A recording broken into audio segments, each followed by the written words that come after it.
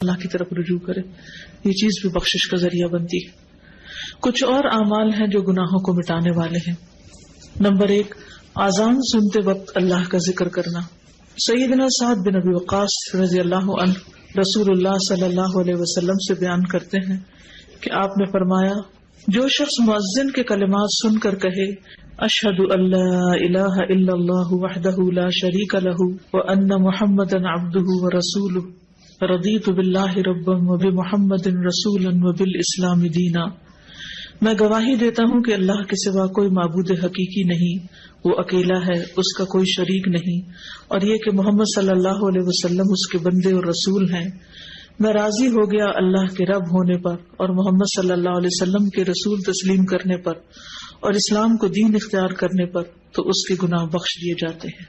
لیکن افسوس کے ساتھ یہ کہنا پڑتا ہے کہ بہت سے لوگ اذان ہو رہی ہوتی ہے اور وہ باتوں میں ہی لگے رہتے ہیں، یا ٹی وی دیکھتے رہتے ہیں، یا اذان ہونے لگتی تو ٹی وی کا چینل چینج کر دیتے ہیں، یا اذان سے انہیں کوئی دلچسپی نہیں ہوتی، گویا بس ایسے ہی کوئی جیسے شور کر رہا ہے اور وہ اس سے فارغ ہونا چاہتے ہیں۔ تو اذان جو ہے وہ بھی بخشش کا ذریعہ ہے، اگر اس کو سن کے جواب دے کے آخر میں یہ دعا پڑھی جائے۔ نمبر 2، وضو۔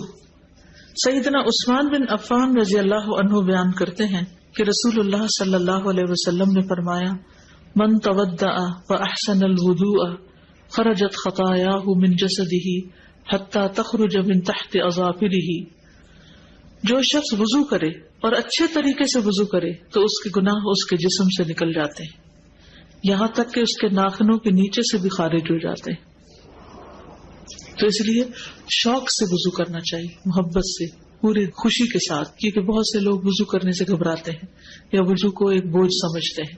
تو آپ وضو کریں تو یہ سوچیں کہ یہ میرے گناہوں کو دھونے کا ذریعہ ہے۔ نمبر 3، نماز۔ سیدنا ابو ہریرہ رضی اللہ عنہ بیان کرتے ہیں کہ انہوں نے رسول اللہ صلی اللہ علیہ وسلم کو فرماتے ہوئے سنا، ارأیتم لو ان نہرا بباب احدکم یغتسل فیہ کل یوم 5 هل يبقى من درنه شيء؟ قالوا لا يبقى من درنه شيء قال فذلك مثل الصلوات الخمس يمحو الله به الخطايا۔ بتاؤ، اگر تم میں سے کسی کے دروازے پر نہر بہ رہی ہو اور اس میں وہ روزانہ 5 مرتبہ غسل کرے تو کیا اس کے جسم پر کچھ میل کچیل باقی رہ جائے گا؟ صحابہ نے عرض کیا کہ کچھ میل کچیل باقی نہ رہے گا۔ آپ نے فرمایا، 5 نمازوں کی مثال اسی طرح ہے کہ اللہ ان کے ساتھ گناہوں کو مٹاتا ہے۔ تو گویا اذان کے بعد وضو، وضو کے بعد نماز، یہ انسان کے گناہوں کو دور کرنے کا ذریعہ ہے۔ سیدنا ابو ہریرہ رضی اللہ عنہ بیان کرتے ہیں کہ رسول اللہ صلی اللہ علیہ وسلم نے فرمایا، صلاۃ الرجل فی الجماعۃ تضعف علی صلاتہ فی بیتہ وفی سوقہ 25 ضعفا، ذلک انہ اذا تودع فاحسن الوضوء ثم خرج الى المسجد لا يخرجه الا الصلاة لم يخط خطوة الا رفعت له بها درجة وحط عنه بها خطيئة فاذا صلى لم تزل الملائكة تصلي عليه ما دام في مصلاه اللهم صل عليه اللهم ارحمه ولا يزال احدكم في صلاة منتظر الصلاة۔ آدمی کا با جماعت نماز ادا کرنا اس کے گھر اور بازار کی نماز سے 25 گنا زیادہ ہے، یعنی مردوں کے لیے، اور یہ اس لیے کہ جب اس نے اچھی طرح وضو کیا پھر مسجد کی طرف نکلا صرف نماز کے لیے، یعنی اور کوئی کام نہیں تھا، تو وہ کوئی قدم نہیں رکھتا مگر اس کی وجہ سے اس کا ایک درجہ بلند ہوتا ہے اور اس کی وجہ سے اس کی ایک غلطی معاف ہوتی ہے۔ پھر جب وہ نماز پڑھتا ہے تو فرشتے اس کے لیے مغفرت کی دعا کرتے رہتے ہیں، یعنی جتنی دیر وہ نماز میں مصروف ہے فرشتے بخشش مانگ رہے ہیں اس کے لیے، فرشتے اس کے لیے استغفار کر رہے ہیں۔ جب تک وہ اپنی جائے نماز پر رہتا ہے اور وضو نہیں ٹوٹتا، فرشتے کہتے ہیں اے اللہ اس پر رحمت فرما، اے اللہ اس پر مہربانی کر، اور وہ برابر نماز ہی میں رہتا ہے جب تک کہ وہ نماز کا انتظار کرتا ہے۔ یعنی نماز سے پہلے اگر جلدی آ جائے مسجد میں بیٹھ کے انتظار کر لے تو وہ بھی نماز کی حالت شمار ہوتی ہے، اور بعد میں بھی جب وہ بیٹھا ہوتا ہے نماز کے فوراً بعد نہیں اٹھ جاتا۔ سیدنا ابو ہریرہ رضی اللہ عنہ بیان کرتے ہیں کہ رسول اللہ صلی اللہ علیہ وسلم فرماتے تھے، الصلوات الخمس والجمعۃ الی الجمعۃ ورمضان الی رمضان مکفرات لما بینہن اذا اجتنب الکبائر۔ 5 نمازیں اور جمعہ سے آئندہ جمعہ تک اور رمضان سے آئندہ رمضان تک ان کے درمیان کے لیے کفارہ ہے، جب تک کہ گناہ کبیرہ کا ارتکاب نہ کیا جائے۔ تو اس سے کیا پتہ چلتا ہے کہ وضو، نماز کے علاوہ جمعہ کا پڑھنا، رمضان، یہ سب کچھ گناہوں سے بخشش کا ذریعہ ہے۔ جب کبائر سے انسان بچتا نہیں، سارے صغیرہ گناہ اس سے معاف ہو جاتے ہیں، اور کبیرہ گناہوں کے لیے خاص طور پر توبہ استغفار۔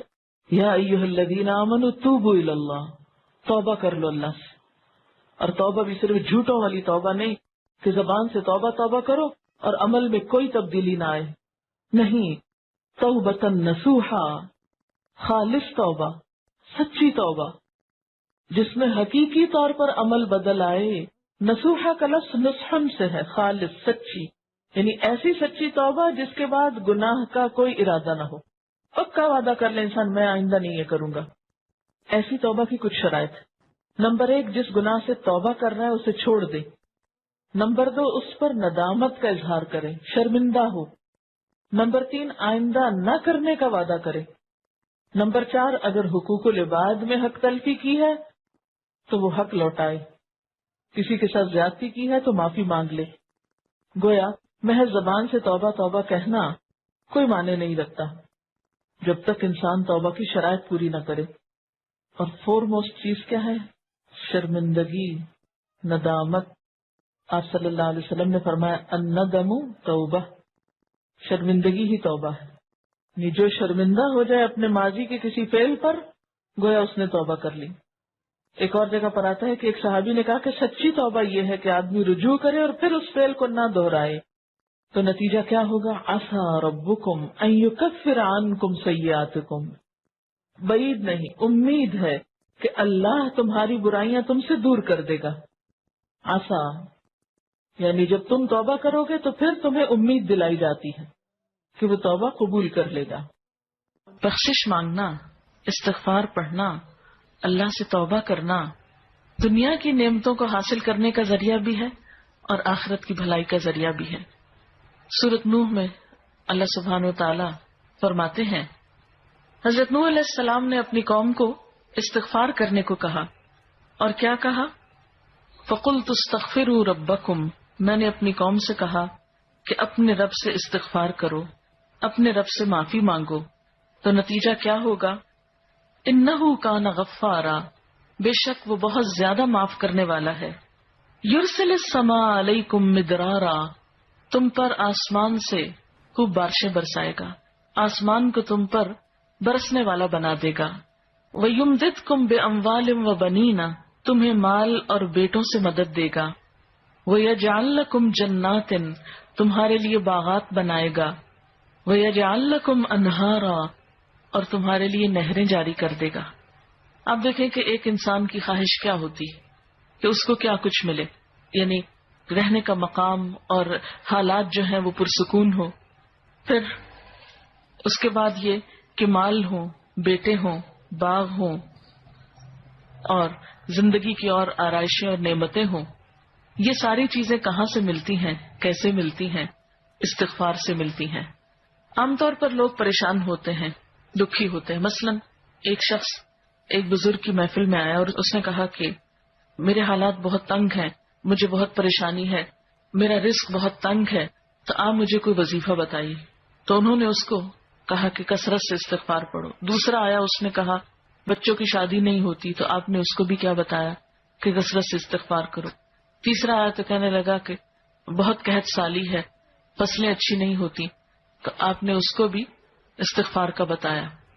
تو کسی نے ان سے پوچھا کہ بھائی 3 لوگ آپ سے 3 ڈفرنٹ مسئلے لے کر آئے ہیں، اپنی پریشانیاں لے کر آئے ہیں، آپ نے تینوں کو ایک ہی چیز بتائی ہے۔ تو اس پر انہوں نے یہی سورۃ نوح کی آیت پڑھ کر سنائی کہ دیکھو یہ قرآن میں اللہ کا وعدہ ہے اور اللہ کا وعدہ سچا ہے۔ اللہ تعالیٰ کی بات سے بڑھ کر سچی بات کس کی ہو سکتی ہے؟ ہمارے پڑھنے میں کمی کوتاہی ہو سکتی ہے، لیکن اللہ کی بات میں کوئی شک نہیں۔ ذالک الکتاب لا ریب فیہ، یہ وہ کتاب ہے جس میں کوئی شک نہیں۔ لیکن یہ ہے کہ بعض اوقات ہم خود پڑھنے میں کوتاہی کر دیتے ہیں، تو جن کا رشتہ نہ ہو رہا ہو وہ بھی، جن کا ہو چکا ہو اور شادی کے پرابلمز ہو وہ بھی، جن کا ہو چکا اور پھر بچے نہ ہو وہ بھی، ان سب کے لیے ایک ہی وظیفہ ہے، اور وہ کیا ہے؟ استغفار کا۔ پھر اسی طرح ایک اور جگہ پر ایک اور پیغمبر نے اپنے لوگوں سے کہا وَاسْتَغْفِرُوا رَبَّكُمْ ثُمَّ تُوبُوا إِلَيْهِ إِنَّ رَبِّي رَحِيمٌ وَدُودٌ، اپنے رب سے معافی مانگو اور اس کی طرف پلٹ آؤ، بے شک میرا رب رحیم ہے اور اپنی مخلوق سے بہت محبت رکھتا ہے۔ یعنی جب کسی بندے پر کوئی تکلیف آتی ہے تو ایسا نہیں کہ اللہ تعالیٰ اس پر خوش ہوتے ہیں اور جان بوجھ کے ستانا چاہتے ہیں بندوں کو، اللہ تو بندوں کے حق میں بہت مہربان ہے۔